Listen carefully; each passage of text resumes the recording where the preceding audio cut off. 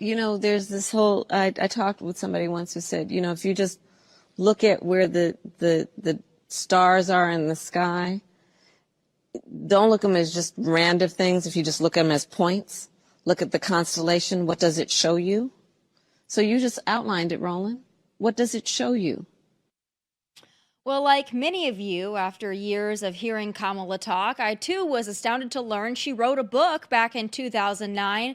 Well, sort of. After an investigation by plagiarism expert Dr. Stephen Weber and a deep dive analysis by conservative activist Christopher Rufo, Kamala stands accused of allegedly lifting some heavy inspiration from the John Jay College of Criminal Justice press release, an Associated Press article from 2008, a Wikipedia article is drafted in 2008, a Bureau of Justice assistance report from 2000, and an Urban Institute report from 2004 for use in her co-authored book, Smart on Crime.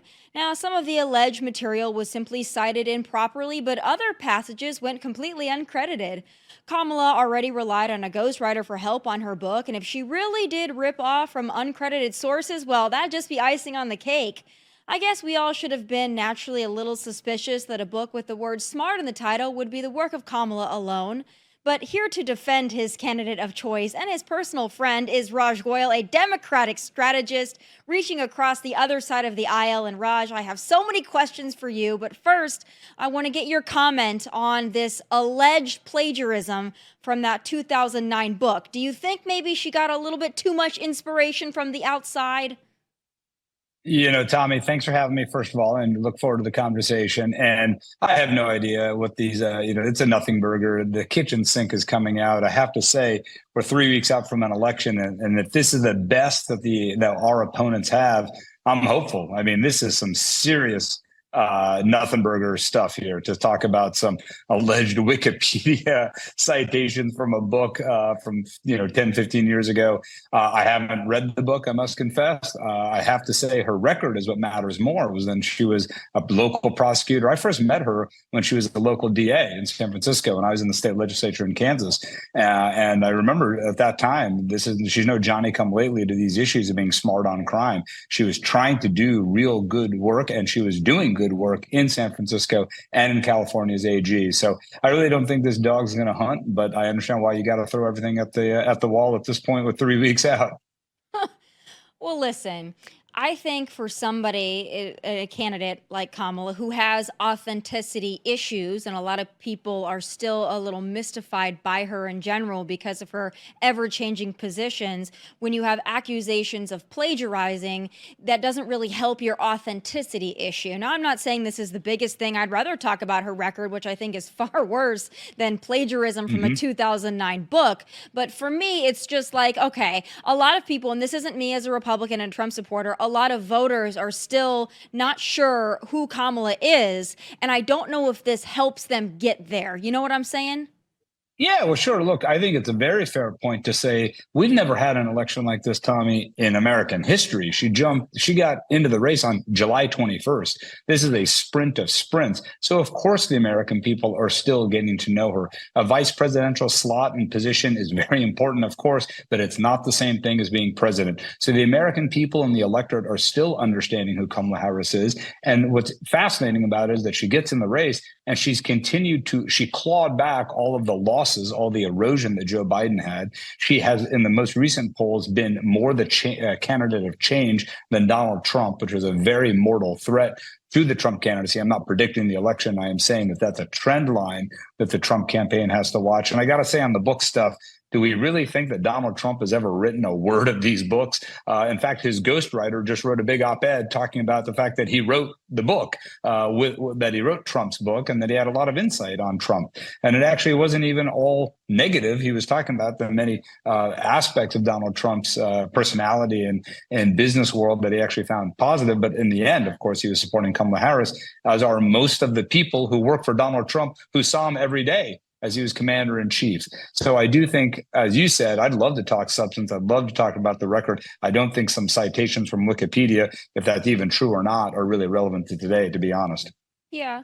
Well, I think the American people will have to decide. I mean, it's obvious that with both candidates, there's no shortage of scandal. There's no shortage of controversy. We know that. I do have to ask you, though. I mean, I got to say, Tomi, that's a false equivalency. Can you tell me a scandal that Kamala Harris faces, like having 34 felonies, being a convicted felon? Can you point to any sort of financial scandal? You really can't with Kamala Harris. I understand and respect you may not be voting for her, but I don't think it's fair to cast aspersions on the fact I can't even think of a scandal along the lines of what we have with Trump, even if you take away the impeachments. I mean, January 6th alone is obviously a day that will live in infamy in American history. January 6th.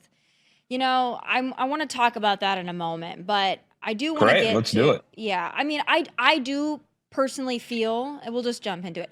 I personally feel that people that almost 4 years later that wake up every day and still talk about January 6th, I think it takes a lot of privilege to have that be one of your core issues to vote on. And I'm not saying that January 6th wasn't a bad day. I've long said it. I said it on January 6th. So I'm not defending what happened on that day. It was a horrible day.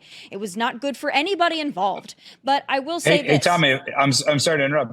I appreciate you saying that, because many of the people on your side don't even say what you just courageously said, which was to condemn what happened that day. So I just want to say thank you for saying that. Appreciate that. And let's acknowledge that, because that is not the position of your candidate or, frankly, of your party.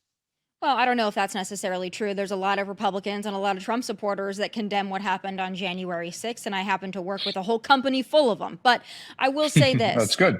Yeah, I will say this, though. I do think that people who look back at January 6th, one awful day, and that is the repeated drumbeat of the Democrat Party and this whole preservation of democracy. I think that while it's important to talk about January 6th and it's important to talk about democracy, I think that it's a very privileged place to be in for many members of the mainstream media as well as those in politics to talk about that when Americans are not listing that in their top 5 issues that they really care about heading into this election. And that's not me saying it. It's the polls telling you. It's the economy, it's the border, it's crime, it's abortion, but it's not really January 6th. So if you guys want to continue to talk about that, that's fine. I just don't know if that's really relatable to the average voter who's probably not voting on that day. I would agree that is not a top 5 voting issue remotely. You know, I've run for office 3 times. I won probably the biggest state house election in the country for Democrats in 2006. And then, you know, I got wiped out in the 2010 Democratic or Republican wave. So I know what you mean, having knocked 15,000 doors. People care about the economy. They care about healthcare. They care about crime. They do care about immigration. Some of my friends on my side, I think, have misunderstood that issue. They think that it's sort of a fake issue, that it's something that's only in the border. It's not. As a son of legal immigrants, as a first-generation immigrant myself, the issue of border security, the issue of the kind of society we have, very, very important issue. I mentioned January 6th, to be clear, Tomi, in the sense that you were making an equivalence on scandal between Kamala Harris and Donald Trump that I have to say respectfully, just that is not true. And so you can have your own views on Kamala Harris and Donald Trump, but January 6th is relevant not because if people are going around and Democrats are knocking doors saying January 6th, then I think we got a problem on our side. That's not what's happening. What people say is, do you trust Donald Trump because of what happened on January 6th? It's a referendum on his character, he was the kind of leader that let that happen. Okay. And so you can have your own views about democracy. I agree with you. But, you know, and you mentioned Kamala's flip-flops. The other big issue, let's forget January 6th, is the issue of abortion and reproductive freedom. Well, Donald Trump has flip-flopped on that issue more than anyone I've ever seen in 30 years of politics. He was a pro-choice Democrat for 20. Oh, okay. I'll wait. We are going to get to abortion because that's a discussion that I want to have, but I do have to back up just a little bit because I let you talk about January 6th. I agreed with you that it was a horrible day. So obviously you and I are on the same page in that regard. I fully condemn what happened on January 6th. But do you think that perhaps the Democrat Party, in talking about January 6th and what happened in 2020, do you think perhaps the Democrat Party needs to reckon with the Summer of Love 2020, in which cities were burned, police precincts were burned, and small businesses vandalized and looted, and Kamala Harris going on late night shows via Zoom saying that they shouldn't stop and they're not going to stop, and then tweeting out bail funds for rioters? Do you think if we're going to have a discussion about that one day of January 6th, that we should also have a discussion about what happened over an entire summer in which our cities and communities were ravaged by rioters? Yeah, I mean, look, I live in New York City. In fact, that noise you might have just heard is Broadway. I live 4 blocks from City Hall. I had 100,000 people protesting on in my front yard, as I like to say. And the reality is that let's go ahead and take that comparison. So on January 6th, there was a insurrectionist mob. We don't need to go into those details. And Donald Trump did nothing to dissuade them until the very last minute when the damage was done. When it comes to Black Lives Matter, which was an incredible expression of democratic dissent and of democracy, but it also there was unfortunate and illegal looting and criminality that was overwhelmingly condemned by Kamala Harris, by Joe Biden, by the Democratic Party, and so it's really it's a wonderful example and an incredible juxtaposition, which is the fact that do you really think you can say that though, Raj, when she's tweeting out bail funds I'm not for saying rioters, that it's true, and when she's saying that they are not going to stop and they shouldn't stop, and when you've got her running mate Tim Walz that effectively let his city burn, do you really think that you can say that they really came out? I mean that Minneapolis didn't burn under his leadership? You've got family. Yeah, I'm sure you got families and friends all over in these cities, and the reality is that look, you want to take a few quotes and manipulate them, you can, but the mainstream, the overwhelming commentary from the Democratic Party, including Kamala Harris and Tim Walz, was to unquestionably, unequivocally condemn all criminality. And so the reality is that you can make that comparison, but that right there, frankly, another dog that just won't hunt. I think there are legitimate issues around crime and safety. And anybody, I think, in the mainstream of American politics should be condemning anyone who wants to knowingly break laws. That is not an American tradition that anybody should support. And Kamala Harris, by the way, where you started this whole segment, Tomi, smart on crime. She's the prosecutor. Donald Trump is the felon. So she was the prosecutor of the DA's office and the Attorney General's office. Well, San Francisco's going well. I mean, I think just look at it. It's so pristine, it's so clean, but only when she from China visits. I do have to ask you about that, though, because I lived in California for several years under the reign of Gavin Newsom. Why I left in particular, but I also lived under a little thing now that they're really trying to reverse, despite the damnedest efforts of Gavin Newsom, which is Prop 47, which Kamala Harris was an architect of, which I believe directly led to the lawlessness that California experiences today with the smash and grabs and the crime that's just through the roof. I mean, retail crime is through the roof. Nobody can deny that in California. Kamala Harris, Prop 47, a major architect of Prop 47. Would you say that that is a success? And would you say that's a testament to her leadership and being tough on crime? Look, you can cherry pick all you want, Tomi. The reality is that we have to look at her. Prop 47 is sure, you're talking about Prop 47. I'm saying, well, then you want to wash away the fact that she was a local prosecutor doing tough crimes. She was doing sex crimes. She was a successful prosecutor by all measures when she was district attorney of San Francisco and as attorney general. And so she has a great record of putting criminals away behind bars, and also, frankly, doing what is a thoughtful approach, which is we know, because, I'm a New Yorker, 70s and the 80s, we just threw people in jail. It actually made us less safe. The crime wave that actually started when criminologists look at the reduction in crime, which, to be fair, was not a Republican thing or a Democratic thing, it was an American thing. A lot of criminologists don't even know why, as urban centers actually started declining in crime so significantly, but it was a wonderful development in the 90s and the 2000s and going on up until COVID. And the reality is because there were more new thoughtful strategies about how we attack crime and using data, using smart policing. So and that was not a Republican or a Democratic thing. And I think Kamala Harris, if you look at her record, which is the thing that's most important, she wants to put away the bad guys. Yeah, well, I don't know. Is she putting away the bad guys, though, with Prop 47 when you're downgrading felonies to misdemeanors and you can steal $950 and it be counted basically the equivalent of jaywalking? I don't think there's any doubt. Look, I'm with you on that. Smash and grabs, that obviously leads to a culture of lawlessness that we should not have. Again, I live in New York City, and that is a position that Kamala Harris agrees with. And so the fact of the matter is Donald Trump wants to have it every which way. He's a convicted felon himself. We can go down that rabbit hole if you want. And when Donald Trump had the opportunity, I don't see any record from Donald Trump when he was president of the United States that was doing anything on local, state, county crime. He talks about it a lot. But the reality is that Donald Trump hasn't done anything. National Guard to quell the BLM riots in the Summer of Peace. But Well, I mean, meanwhile, while he's openly flouting the criminal justice system here in New York, in fact, the judge here in this trial on the 34 counts that he was convicted of has a tough call, because if it was any other defendant, you throw him in jail for contempt of court while we're talking law and order. You're right. It's really, it's almost impossible to get thrown in jail in some of your liberal cities. I mean, you get to walk in and walk out, and I think that's also quite obvious with the migrant crime, which we will get to shortly. I don't want to relitigate the past too much because I don't have unlimited time with you. So I do want to talk about the president and the state of the race, and I really want to get your take on it. I have to ask you, obviously, Kamala decided to come out of hiding in the last couple of weeks. She's doing a lot of interviews. I give her credit for doing them. Do you think there's a reason why she's rejecting the Time interview? I mean, Time itself came out, that's not a conservative publication, by the way, and said that, they obviously have been asking to do a sit down with her. They don't edit, they release it in full. Why do you think the reason is that she won't sit down and do that interview? Look, Kamala and the campaign has done a wide range of interviews. And the real question would ask, why won't Donald Trump do another debate? I mean, it's never before in American history have we had one debate. Now, to be fair, he had one debate with Joe Biden, but there was a candidate change, and the Democratic Party has every right to do that. Swapped out your whole entire candidate. That is true. And by the way, that is true. And that's why Kamala Harris is an underdog in the race.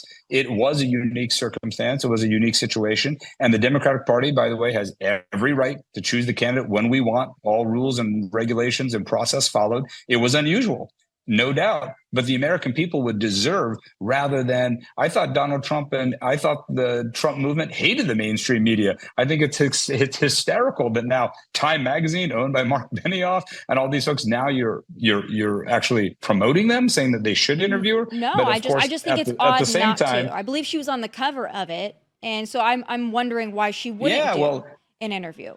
It just seems odd to me.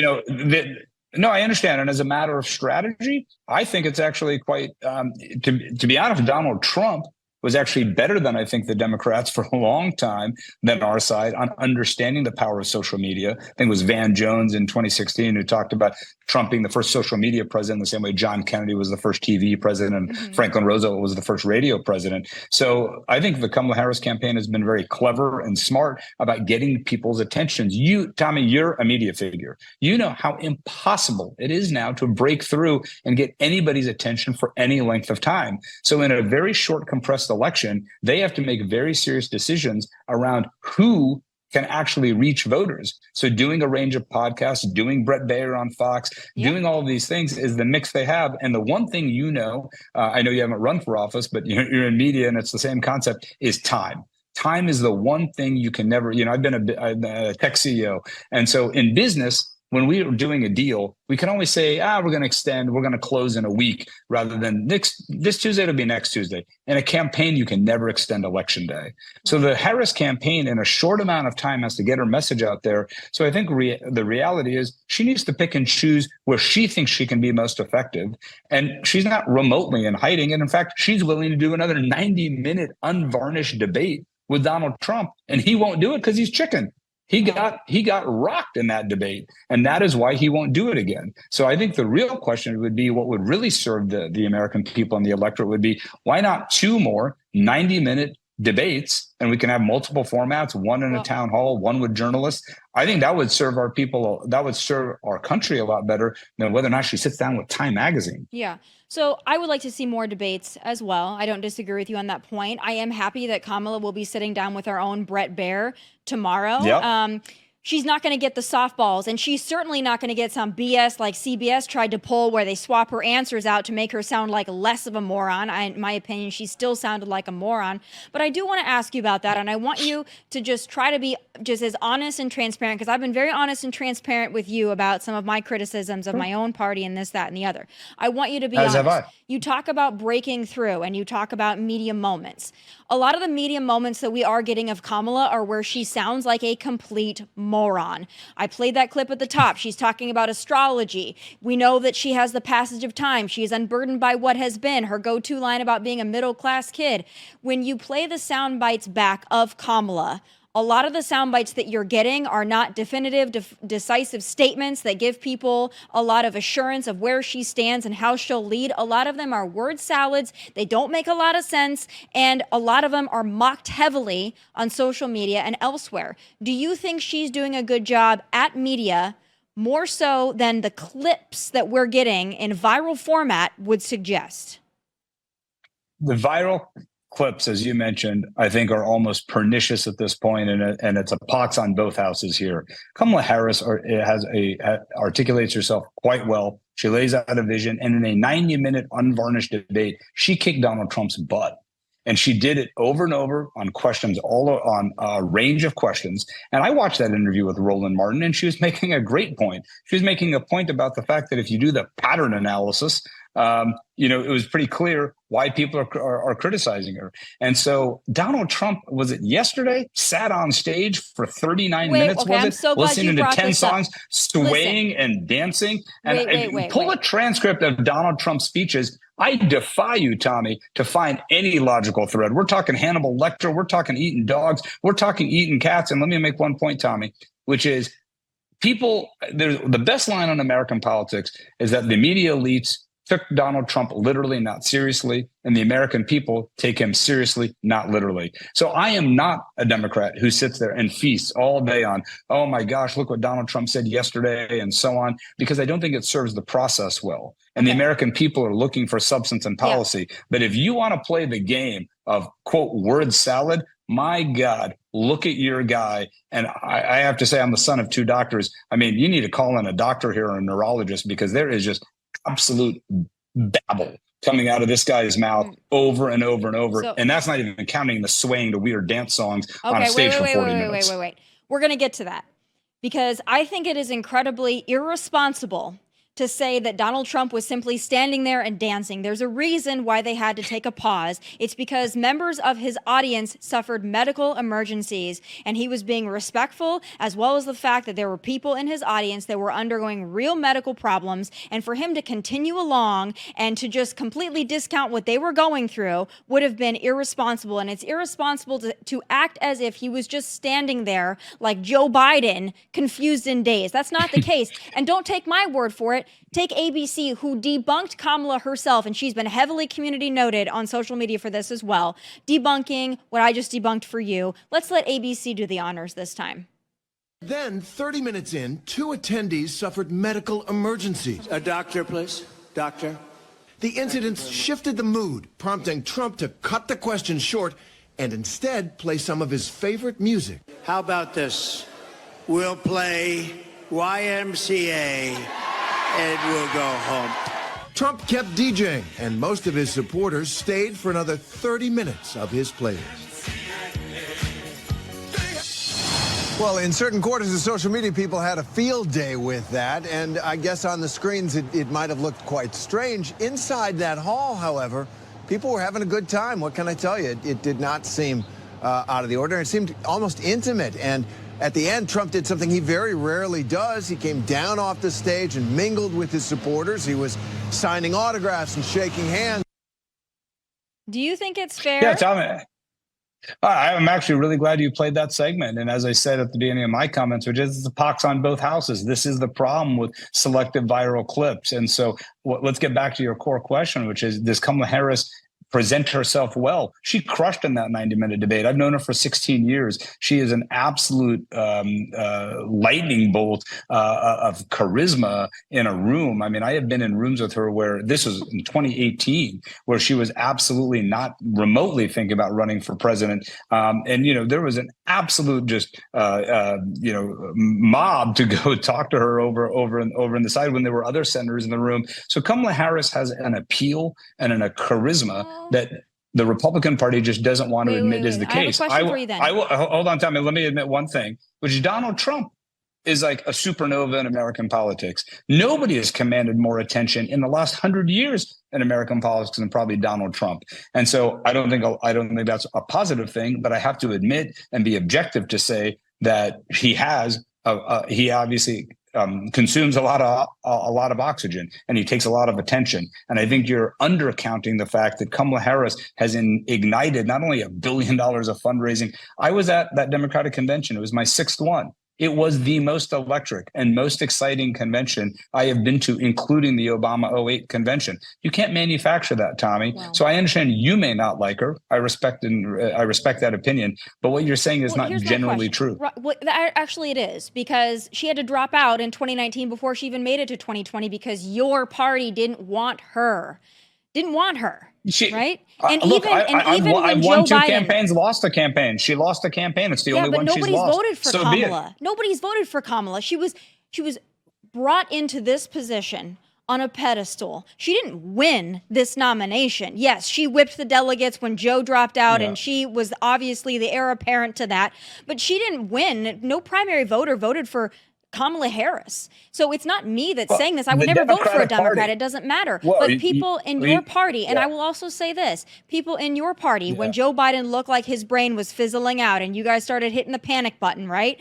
Kamala's name wasn't even really in the conversation when people were talking about the replacements. They were floating a lot of names, and not a lot of Democrats were like, Kamala's our lady. No, Tomi, we got to get the facts right on that. You said you've never voted for a Democrat. I was in a lot of those conversations, and I can assure you that Kamala Harris' name was the first name. Of course, there were others bandied about: Gavin Newsom, Josh Shapiro, Gretchen Whitmer. But Kamala Harris was the first name out of people's mouths. And let's be clear here: it is a very unique situation. Never before in American history has it happened. But the Democratic Party gets to choose its candidate. The Republican Party gets to choose its candidate. And the Democratic Party fell in line behind Kamala Harris, not reluctantly, not because we were prodded along, because we enthusiastically thought that this woman, who's been a remarkable public servant, could do what she's about to do in 3 weeks. It's a razor close election, but I think she's going to pull this thing out.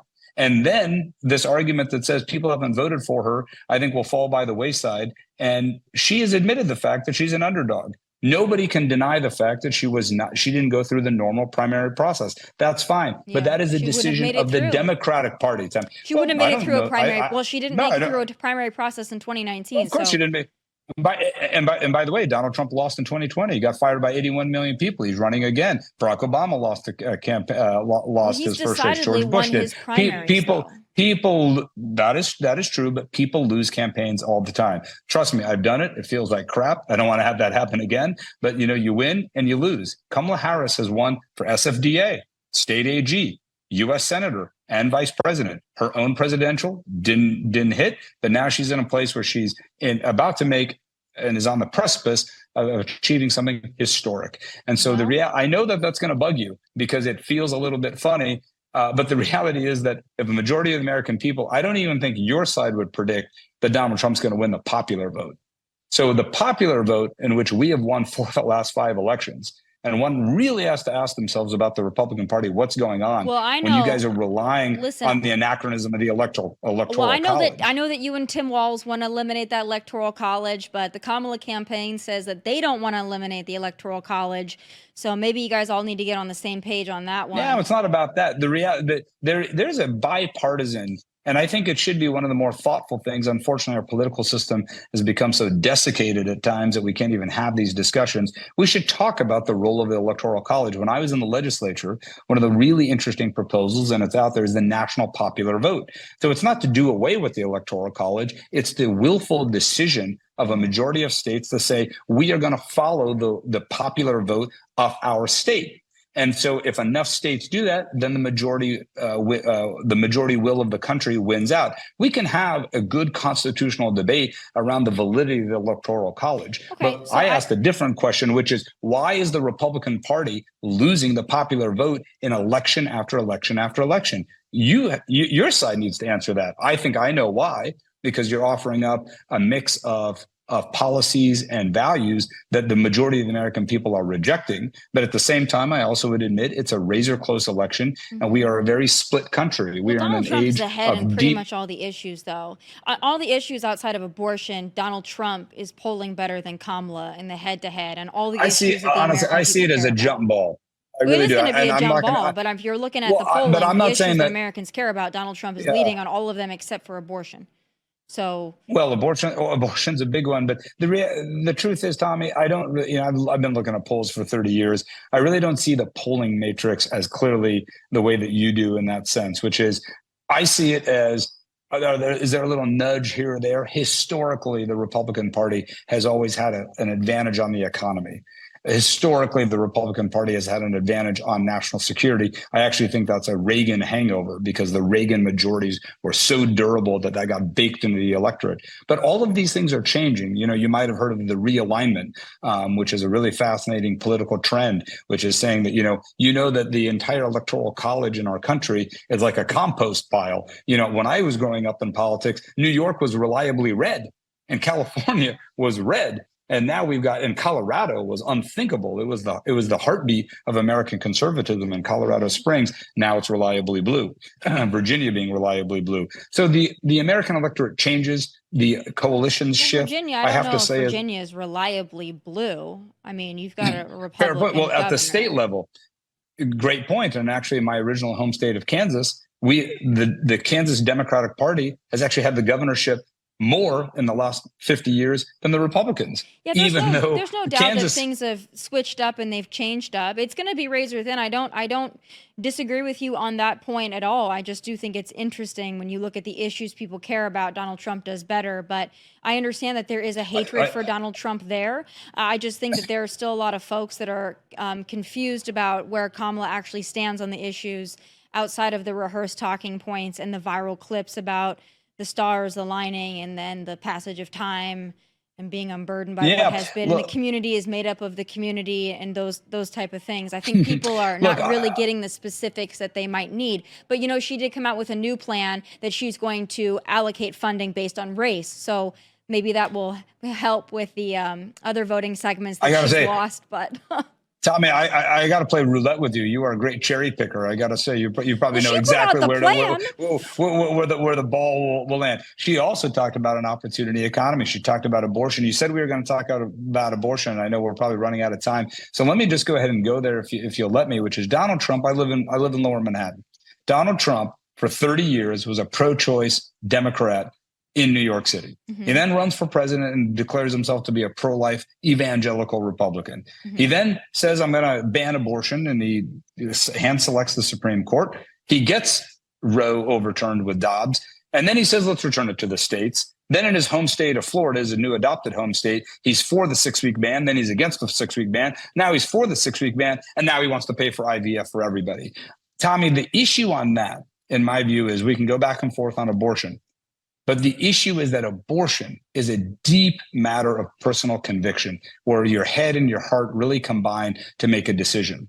And it's very unsettling for people. I think the Republicans are really missing this point. It's not just his position on abortion. It's the fact that he is an utterly insincere on this issue. No. People respect, as you said, authenticity. Donald Trump doesn't have a shred of credibility when it comes to abortion. And he wants the government between women and their doctor and in our bedroom. And that's why the Republicans are getting their butts kicked up and down the aisle in state after state on this issue, because it has been an absolute disaster for your side. Don't disagree with you that it's been a disaster for my side.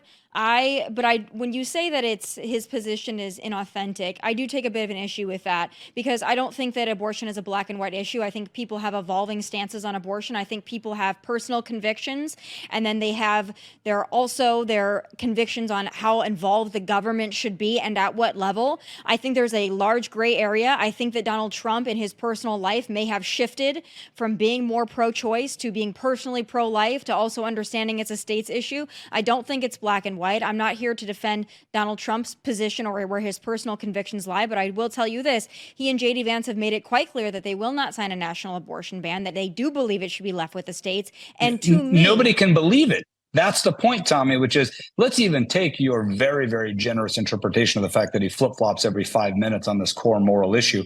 And I understand the evolution of thinking. In my life, I've thought about it. My mother is actually a retired OBGYN. We've had long conversations around that issue. It's not an easy one. But nobody I've seen in my 30 years of doing politics flip-flops like a goldfish the way that Donald Trump does on this core issue. He has flip-flopped on the Florida 6-week ban within a matter of hours.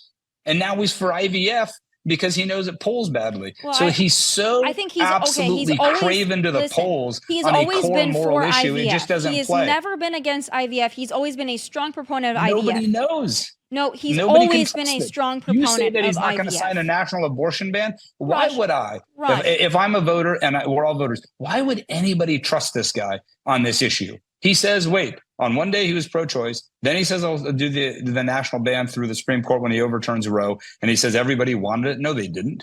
Then he says he's flip-flopped 3 times on the Florida ban. So nobody can trust what these guys say on this core issue. I think you're just, frankly, Tomi, respectfully, you're missing the fact that it's not actually the policy they have. Mike Pence has a very clear and moral policy on abortion. I bitterly disagree with him on it, but I respect the fact that he authentically holds it and he's had it his whole career. Donald Trump has not a one shred of credibility when it comes to reproductive freedom and abortion, and that's what is costing your party dearly. Well, I don't disagree with you that it cost my party. I agree. I looked at a red wave that should have been a red wave in the midterms, and it wasn't. So I'm not disagreeing with you on that point. I do disagree with you that Donald Trump flip-flops on the issue. I think that he has obviously, I think he obviously has more pressure from the pro-life side of the party that makes it difficult for him.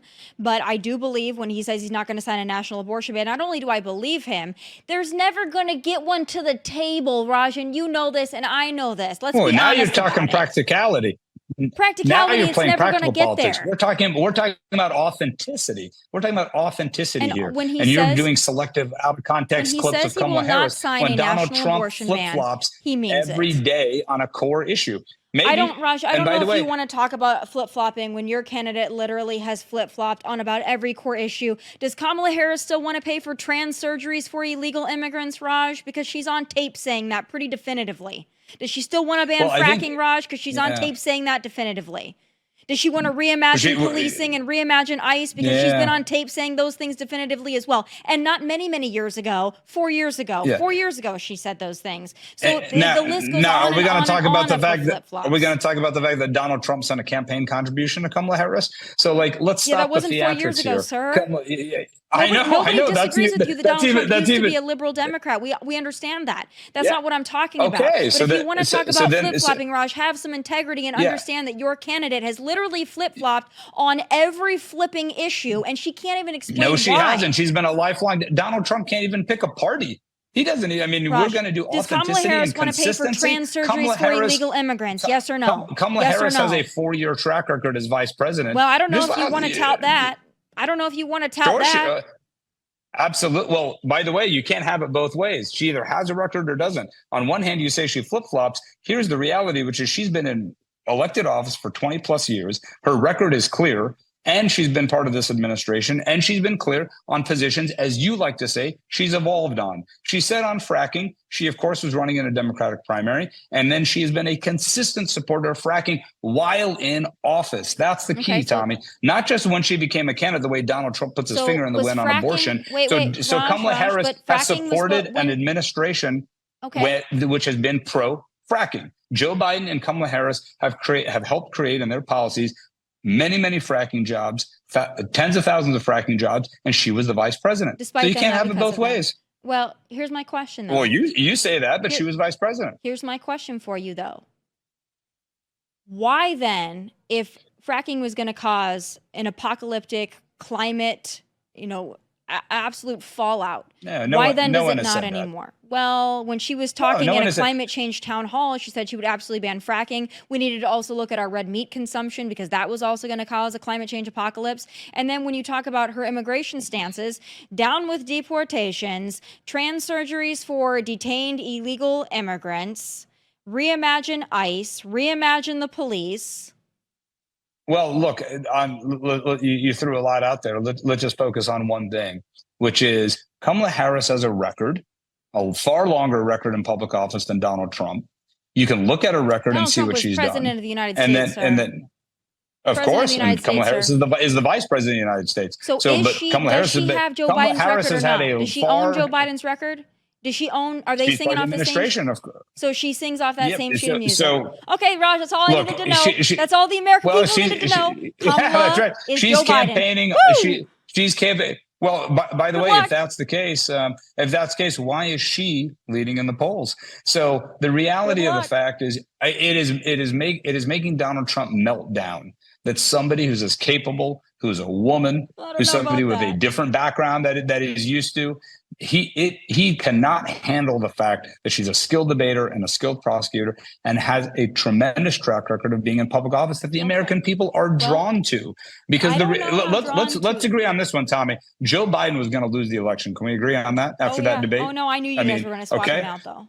Yeah, I knew there was going to be a coup.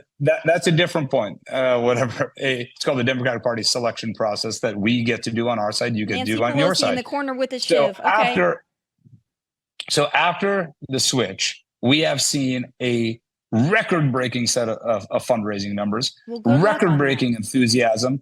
Well, let's see. I'm not predicting either person's going to win. But what I'm pointing out to you, Tommy, is that Kamala Harris is a very different person than Joe Biden. And we see it in the data. We see it in the crowds. We see it in the fundraising. So it's nice. You can keep grasping at these straws around Joe Biden. Joe Biden stepped down from office. Yeah. And so now he's really owns his record. Kamala owns it. They're singing off the Kamala same Harris music. Kamala Harris, she is actually laid out positions where she would be different than Joe Biden. Well, actually, for she example, was asked on the about Middle it, East. she said she wouldn't have done anything differently. She said she couldn't think of anything. Again, cherry picking in. I'm not sure what you're talking about. I know what Kamala Harris is. Now she I know what Kamala Harris has said, and and part of the reason why a lot of the people in that tragic conflict in the Middle East, and why there's a lot of people who have been very critical of Israel, and of course that's a wholly different issue, have been more supportive in the Democratic Party of Kamala Harris than Joe Biden, because she has offered a break in policy on that core issue. And it may be a subtle one, but it's an important one, particularly when it's an issue that is that volatile. Well, I'm glad, Raj, I don't have all the time in the world, but I'm glad you brought that up, because on her answer on Israel, CBS had to swap around the answers because it was so friggin' bad. But that's not me. That's CBS. They had to do your girl a solid and change her answers around, flop them around, because she was too dumb to answer it in its totality without having to have Look, I think we've been having a nice discussion here. I don't think it does our process well to call her dumb or moronic or any of those things. I think that she might be dumb. I haven't cast aspersions on Donald Trump. What I've done is stick to the facts and what I see. You've said so many awful things about Donald Trump, Raj. Let's be fair. I haven't at all. What I've said is the reality of issues from January 6th to abortion. I said he's flip-flopped. I've actually even said that we Democrats need to acknowledge, and we should have in 2016, what a political celebrity, how much attention he can grab. He was unique at that. And Democrats tried to dismiss him, and Democrats tried to condescend to Donald Trump. And that's what happened in the 2016 election. I also think that I do facts all day. Why are you losing every popular vote? And even the one you won in 2004 was a bare 100,000 vote majority over John Kerry. But if you go back to 1992, you have to go back to 1988, except for 04, to find a popular vote victory. This is a very disturbing place for the Republican Party. You want to die on, Raj, you go for it. I don't know if it's a hill. We'll have to wait and see what happens. It's not a hill to die on. It's a fact that you need to reckon with. Well, I don't, because that's not our electoral system. We don't vote based on the popular vote. That's not how our elections are decided. I agree we have an electoral college, but I think you'd rather have the popular vote, wouldn't you? I sure Do you wouldn't. not want to have a majority of the American people agree with your position? That our system's what a working. weird thing in democracy to not want a majority position. And Raj, who else agrees with me? The Kamala campaign, because apparently they like the Electoral College. So apparently that's their position sure. as The well. Electoral College is obviously alive and well, and that's not going to change. Right. But you should ask yourself, what you're avoiding now is, why do you keep losing the majority of the American people? You said that Donald Trump's ahead on these issues. Why does the Republican Party keep losing the majority of the American people in 2016, in 2020, and they're not going to win the majority of the popular vote in 3 weeks? And you know it. If that makes you feel better, if Donald Trump wins the election and you can say that Kamala I thought you were a fan of democracy. Then isn't democracy about majority vote? We don't have a direct democracy in this country. We have a republic. That's not our voting system, Raj. I don't have unlimited time. I agree with that. I appreciate you and I having this discussion. There were some bright points, some moments of agreement, and I will cling to those. And I really do appreciate you taking the time to have the conversation. I do appreciate your time. And thank you for being here. I will invite you back, and we'll have more discussions. I would love to be back. And look, if I could just say, I think it's wonderful that you've got this platform, and I think it's great to have a civil discussion. We obviously disagree on a lot, but I wish you success, and I really do appreciate you having me. Thank you. And I really do appreciate you having the conversation. And I will talk to you soon. Thank you for your time. All right, Tomi, take care. Have a great day. Thank you. All right, folks. Bill Clinton is on the campaign trail for Kamala Harris. And by the looks and sounds of his advocacy, he might actually hate her too. It's time for Final Thoughts.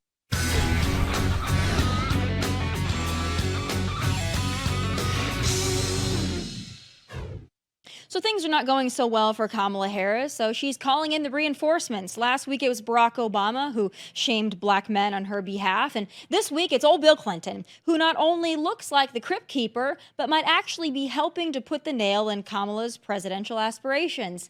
Here he is admitting that Kamala's open border is responsible for the death of Laken Riley. You had a case in Georgia not very long ago, didn't you? They made an ad about a young woman who'd been killed by an immigrant. Yeah, well, if they'd all been properly vetted, that probably wouldn't have happened. But if they're all properly vetted, and that doesn't happen, and America is not having enough babies to keep our populations up, so we need immigrants that have been vetted to do work, there wouldn't be a problem. And he couldn't keep people all torn up and upset. So there's a lot to pick through there. First of all, Bill Clinton indeed looks like someone who is married to Hillary Clinton. But aesthetics aside, what Bill said there is really quite something. So he full-on admitted that Kamala's open border killed Laken Riley and others, and that illegals are not being vetted properly as they invade our nation. Yeah, no duh, Bill. But then he went on to almost excuse that part away because we need workers due to falling birth rates. And he said that again right here. We got the lowest birth rate we've had in well over 100 years. We're not at replacement level, which means we got to have somebody come here if we want to keep growing the economy. Unless one of you is one of these artificial intelligence geniuses and figured out how we can all grow with no work, which I'm not sure would be good for us. I think, it helps us a little to get up and go to work every day. The party that advocates for unfettered, anytime, anywhere, for any reason abortion is now bitching about low birth rates, and that's really something. But what's really wild about his premise is how little he and others in his party regard the immigrants themselves. Oh, we know they don't give a hoot about Americans and what illegal immigration does to ravage and bankrupt our communities. Point well taken on that one. We are more than aware. But look how they talk about the migrants that they're importing. They really believe the most these people can be are low-wage and low-skilled laborers, that we need them to clean our homes and to pick our vegetables. To me, this really just proves how little regard that party has for the human experience. It's all a means to an end. The people caught up in it are nothing more than acceptable loss, collateral damage, a number, a fruit picker, a mail-in voter. So the next time a Democrat politician tries to convince you that his or her approach is about compassion, well, you just remind them of how they themselves regard the people they are actively importing to overrun our communities. And those are my final thoughts. Please be sure to tune in tomorrow live at 1 p.m. Eastern. Catch full episodes of this show on Fox Nation. Also, please like and subscribe to the YouTube channel at Tomi Lahren is Fearless. From Nashville, God bless and take care. Hey, thanks for watching. If you want more of my hottest takes, must-see conversations, and of course, my final thoughts, click here and make sure you subscribe here so you never miss a beat. I'll be here every weekday, and I hope you'll join me.